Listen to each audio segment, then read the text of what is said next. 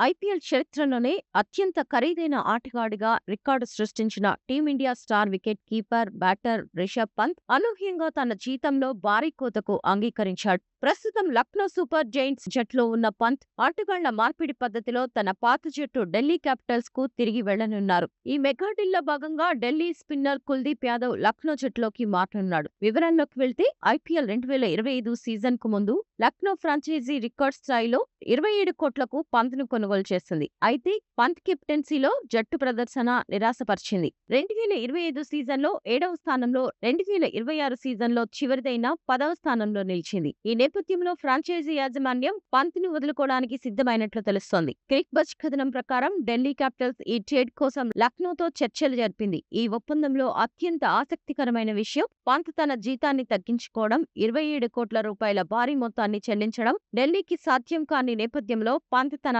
వేతనాన్ని సుమారు 15 కోట్లకు తగ్గించుకోవడానికి ఒప్పుకున్నట్లు సమాచారం. ఇది అతని ప్రస్తుత జీతంలో సగం కంటే కొంచెం ఎక్కువ. మరోవైపు లక్నోకు మారనున్న కుల్దీప్ యాదవ్ జీతంలో 13.25 కోట్ల రూపాయలు ఎలాంటి మార్పు ఉండబోదని నివేదిక పేర్కొంది. ఈ ట్రేడ్ ఇద్దరు ఆటగాళ్లకు సొంత కోటికి చేరడం లాంటిది. పంత్ గతంలో 9 సీజన్ల పాటు ఢిల్లీకి ప్రాతినిధ్యం వహించగా ఉత్తరప్రదేశ్ కు చెందిన కుల్దీప్ యాదవ్ ఇప్పుడు సొంత రాష్ట్ర ఫ్రాంచైజీ అయిన లక్నో తరపున ఆడనున్నారు. ఈ భారీ ట్రేడ్ పై త్వరలోనే అధికారిక ప్రకటన వెలువడే అవకాశం ఉంది.